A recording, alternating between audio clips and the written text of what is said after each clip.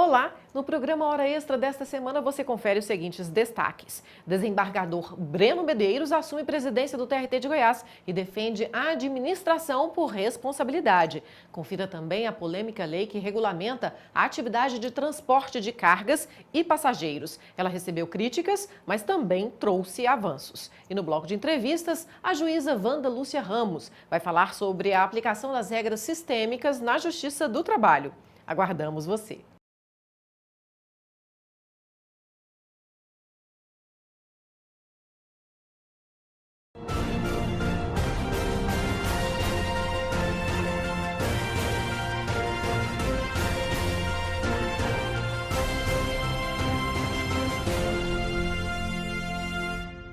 Está começando mais uma edição do Hora Extra e neste programa você confere as seguintes notícias.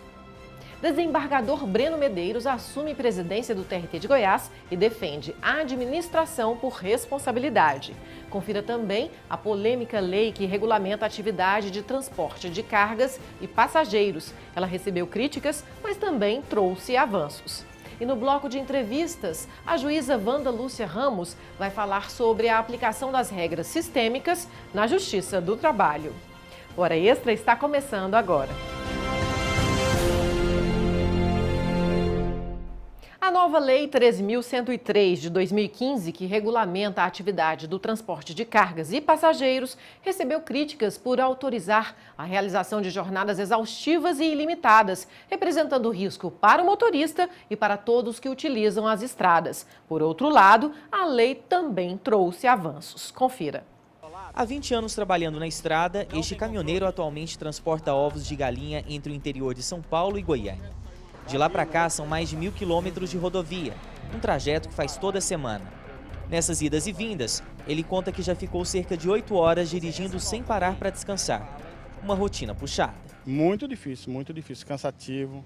Às vezes pessoas que estão meio dormindo ao volante jogam por cima da gente na estrada. Então tem que estar muito atento porque é um perigo muito, muito perigo, muito. Já chegou a dormir ao volante? Assim, já consegui, assim, já chegou a dar uma cochiladinha assim. Mas quando aperta o sono mesmo, eu procuro encostar e dormir. Ele diz que não usa substâncias para se manter acordado, diferente de muitos colegas de profissão, que fazem uso do rebite para atender às entregas no horário estabelecido pelas empresas. No caso, eu que não uso droga, né? Mas a maioria dos motoristas por aí é tudo rebite, outras drogas aí, para poder conseguir chegar até o destino com a mercadoria, com a carga para a empresa, né? O caminhoneiro também reclama que a nova lei do motorista profissional, em vigor desde o ano passado, muitas vezes não é cumprida. A gente não chega a cumprir, né? Porque muitas vezes a carga tem que chegar ao destino para o cliente, então muitas vezes você roda o dia inteiro, às vezes a noite inteira, sem dormir. Muitos juristas também criticam a Lei 13.103 de 2015, porque permite a ampliação da jornada de trabalho de motoristas que transportam cargas ou passageiros. Além das 8 horas diárias, a categoria pode fazer até 4 horas extras, desde que tenha autorização do sindicato. Mas para essa advogada e professora de Direito, a lei trouxe avanços. Olha, eu acho que antes de tudo a gente tem que destacar o avanço da legislação ao determinar o controle de jornada, né? Então esse já é um avanço, não foi feito pela atual lei, né? Foi feito pela lei que foi revogada, né? Uma lei de 2012, foi revogada pela lei de 2015, mas esse primeiro, com certeza, foi um grande avanço, né, no sentido de determinar que seja controlada a jornada de trabalho desse empregado, né, e, portanto, lhe dê a oportunidade de receber horas extras, né. Ela ainda aponta para outra situação. Muitos caminhoneiros não obedecem aos intervalos de descanso a cada 4 ou 6 horas dirigindo na estrada, o que é previsto na lei. Então, eu vejo um movimento dos empregadores no sentido de respeitar a legislação e, claro, muitas vezes eu tenho uma dificuldade em fazê-la ser cumprida, porque o empregado, por um lado, muitas vezes ele de fato é explorado, de fato ele tem esse direito negado, mas em outras é ele mesmo que, por querer chegar logo em casa, por querer logo encerrar aquela viagem, ele tende a querer reduzir esse intervalo. Desembargador Breno Medeiros assume presidência do TRT de Goiás e defende a administração por responsabilidade. Confira. Há 25 anos, atuando como magistrado do trabalho em Goiás, o desembargador Breno Medeiros assumiu a gestão da Justiça do Trabalho Goiana nos próximos 2 anos. Ele defendeu uma administração por responsabilidade, onde os atos se vinculam ao seu elaborador, que se torna responsável por suas consequências. A ideia é gastar melhor o orçamento, melhorar os procedimentos e evitar o retrabalho. Ele ressaltou a ajuda que teve na elaboração de seu plano de ação para o biênio 2017-2019, quando ouviu pessoalmente os anseios e sugestões de magistrados e servidores e analisou 471 propostas de como melhorar o tribunal. O que a gente pretende nesses 2 anos? Primeiro, melhorar os procedimentos para que a gente possa desenvolver de uma forma mais simples os processos e que eles sejam mais céleres e que a gente consiga resolver os processos de uma forma a contento para o jurisdicionado. A nova administração elegeu 5 objetivos definidos no mapa estratégico do TRT-18 para conduzir as atividades, que serão assegurar a celeridade e produtividade na prestação jurisdicional, estimular a conciliação, aprimorar e agilizar os trâmites administrativos, promover a melhoria da gestão de pessoas e da qualidade de vida e também garantir infraestrutura física moderna e adequada. No próximo bloco, a juíza Wanda Lúcia Ramos vai falar sobre a aplicação das regras sistêmicas na conciliação na Justiça do Trabalho. Mais conhecida como constelação familiar, a prática tem obtido bons resultados no judiciário brasileiro. Confira a seguir.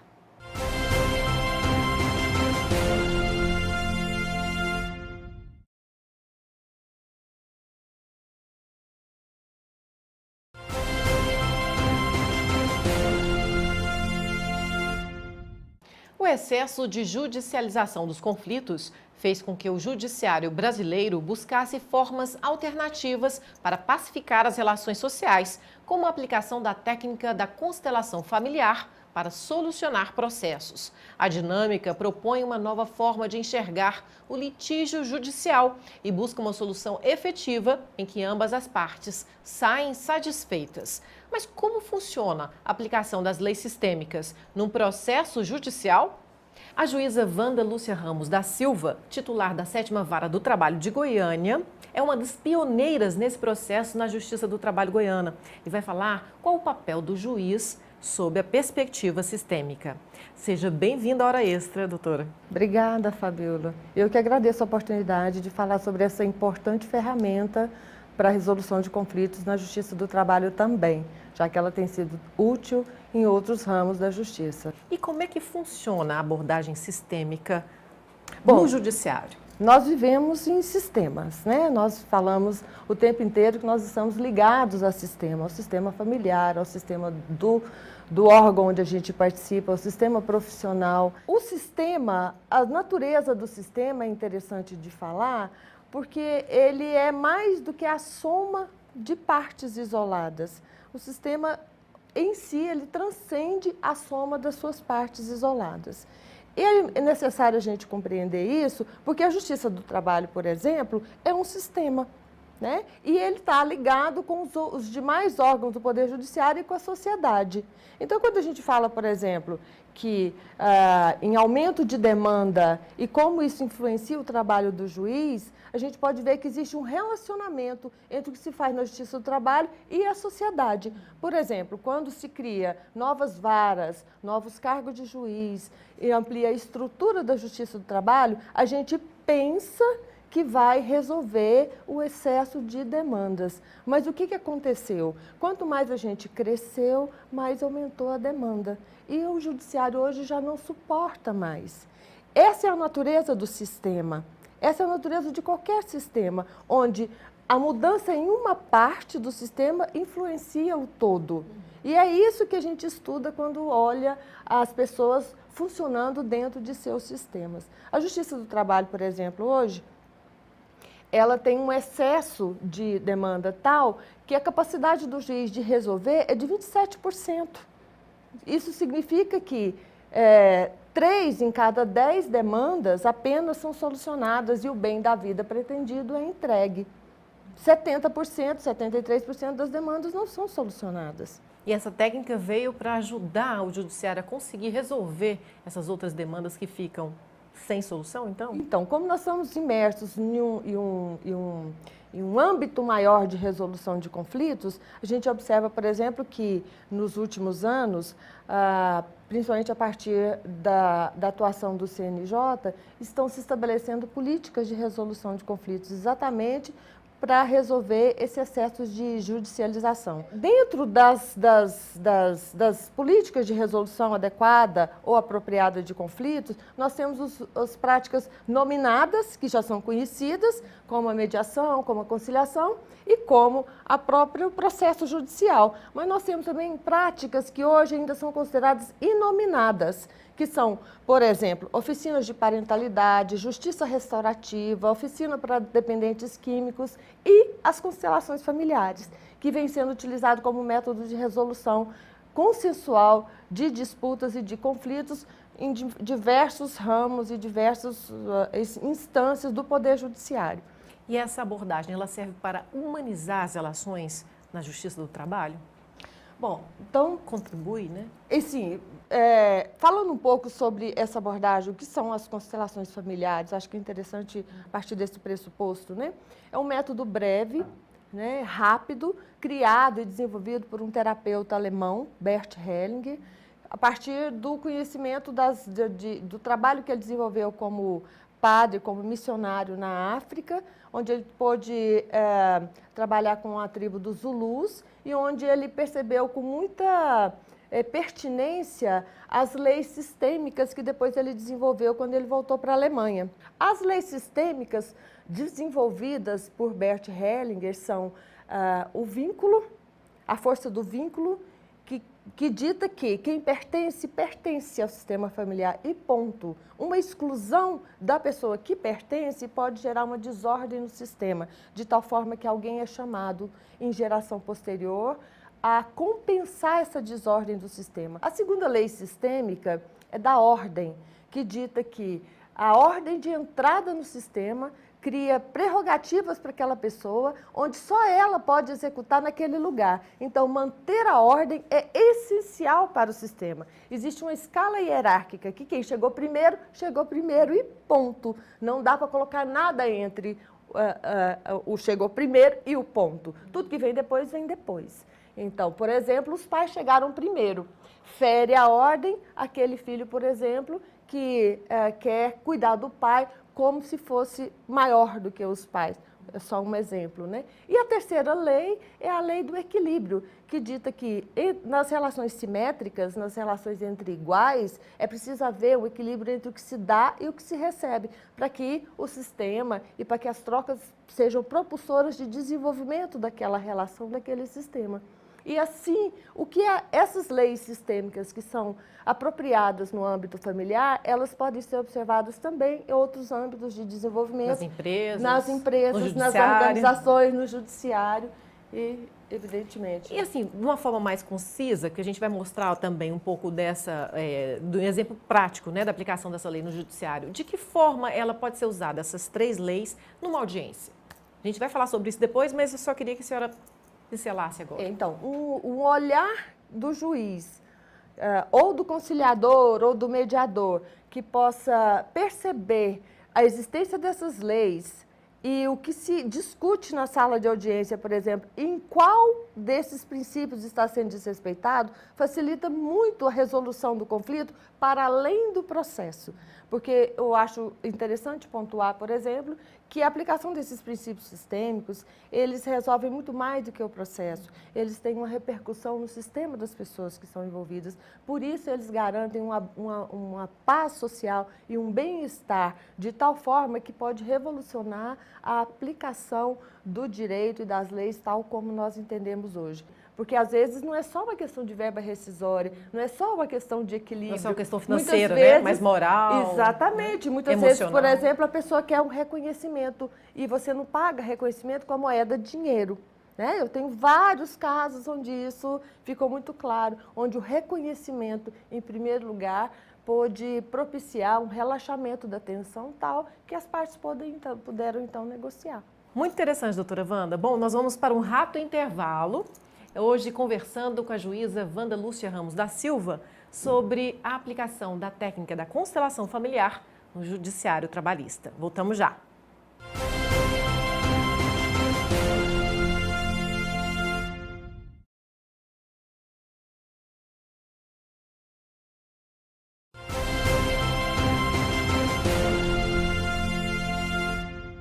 Hora Extra está de volta e hoje conversamos com a juíza Wanda Lúcia Ramos da Silva sobre a constelação familiar e sua aplicação no Judiciário Trabalhista. Doutora Wanda, onde que essa abordagem já está sendo aplicada no Brasil? Bom, uma recente matéria da revista Consultor Jurídico aponta 12 tribunais, 12 estados onde essa técnica já vem sendo utilizada.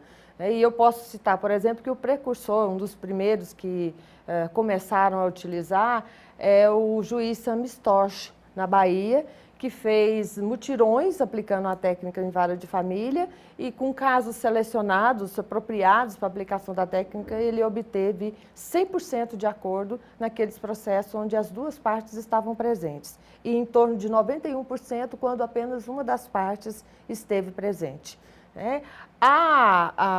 Aqui em Goiânia, no terceiro Centro Judiciário de Solução Consensual de Conflitos, a psicóloga Rosângela Montefusco tem um projeto de aplicação de constelação familiar para mediações e, inclusive, o TJ foi premiado como tribunal com esse projeto, Mediar e Conciliar, e no Prêmio Conciliar Legal de 2015, recebeu uma premiação do CNJ.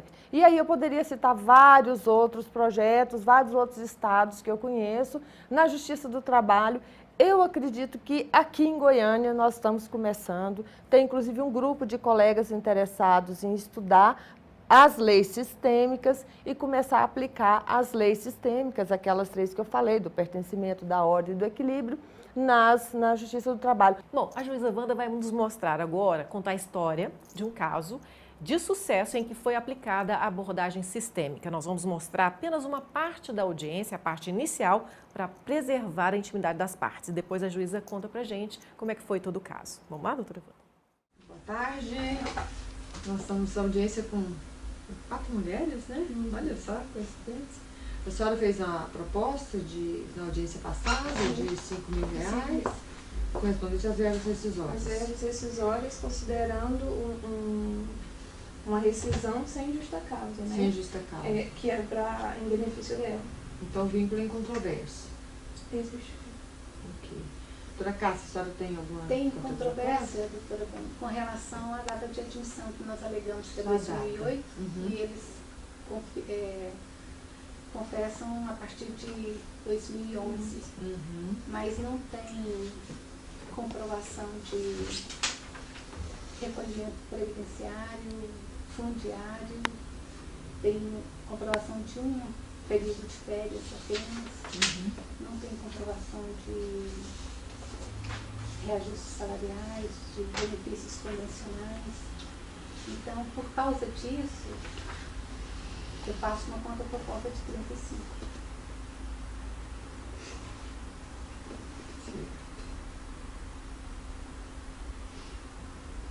Bom, um acordo em termos de valores, ele tá difícil, né? Se a gente for pensar os valores, a gente não chega num acordo não, né? Vocês têm algum grau de parentesco? Poderia dizer? Paterno. Paterno? Como assim? Mesmo pai. Mesmo pai. Você e quem? Elas têm o mesmo pai. O mesmo pai? Parece que isso te emocionou, né?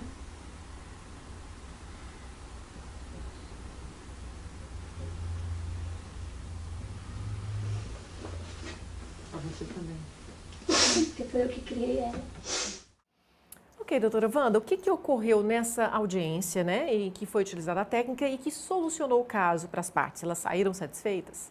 Bom, essa abordagem que a gente denomina de sistêmica, que é olhar o todo e incluir tudo que pertence, né, e as partes igualmente, ela tem o o mérito da gente poder enxergar além da aparência. Então, a aparência de uma ação trabalhista, nesse caso aí existia uma proposta de R$5.000 e uma contraproposta de R$35.000. Uma abordagem convencional seria somar as duas propostas e dividir pela metade.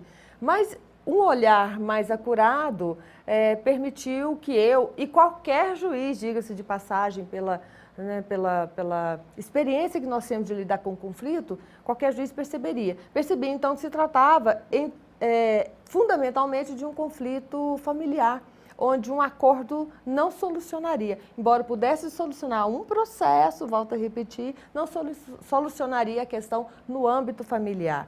Então, eu percebi ali que se tratava de uma demanda de uma irmã em face da irmã mais velha, com quem ela morou e que a irmã mais velha cuidou, após o falecimento da mãe da reclamante, que era a segunda esposa do pai de ambas, né? E a advogada da reclamada era filha da reclamada, portanto, sobrinha da reclamante. E a advogada da reclamada, inclusive, estava grávida. Então, ali era realmente uma reunião familiar, né? E ao perguntar para as partes onde que estava, propiciar que elas falassem onde estava doendo, elas começaram a chorar. Isso é uma questão íntima que nós não mostramos, mas a questão começou com o tronco familiar comum, ou seja, a reclamante e a reclamada têm o mesmo pai, que não por acaso estava excluído da conversa. Foi preciso que eu resgatasse isso, né? Mas basicamente é isso. A audiência redundou em acordo, não nessa, foi preciso mais 2 outras audiências, mas nós chegamos a um acordo onde a solução pôde, então, facilitar a aproximação e a reconciliação familiar. E qual que é o papel do juiz nessa abordagem? Como ele deve agir? Bom, o juiz ele tem um papel fundamental nesse método de resolução e parte de um desenvolvimento pessoal do juiz, né? Então, existe uma postura apropriada para essa abordagem. E essa postura, ela foi cunhada por Bert Hellinger, e ele chama isso de postura fenomenológica. Mas não foi Bert Hellinger só que disse isso, né? A escola de Harvard, por exemplo, tem um expoente da escola de negociação de Harvard, que é o William Ury, que cunhou uma metáfora para essa postura, que é uma coisa bastante clara de se ver, como toda metáfora. William Ury fala que é preciso ir para o camarote, ou seja, olhar de fora, sem uma preferência e, usando agora os aportes de Bert Hellinger, sem desejo de ajudar, sem medo do que vai ver, né? E sem pré-conhecimento da causa. Então, é uma postura, quase que uma postura meditativa, é um esvaziar-se para poder realmente se conectar com o outro dentro do seu sistema, onde o outro é certo do jeito que é, exatamente do jeito que o sistema permitiu que ele fosse. Na programação neurolinguística, essa abordagem é chamada de escuta ativa e também tem um grande recurso que a PNL ensina, que é o rapport. O rapport não é manipulação, o rapport é conexão com o outro, é interesse profundo pelo outro, mas a partir de um esvaziamento próprio. Você não impõe o seu sistema de valores ao outro, mas você absorve que o outro é do jeito que ele é. Isso exige um relaxamento, uma postura de abertura, uma postura de neutralidade mesmo, a partir de dentro. Porque, afinal de contas, não tem ninguém certo nem errado, né? Cada um tem a sua verdade, né, doutora? Exatamente. Doutora Wanda, muito obrigada. Esse assunto é muito interessante, renderia outros vários programas. Obrigada por sua participação aqui hoje. Obrigada eu pela oportunidade, Fabiola. Bom, o Hora Extra fica por aqui. Obrigada por sua atenção. E não deixe de acompanhar mais notícias do TRT de Goiás pelo Facebook, pelo Twitter, pela rádio web. E até a próxima semana.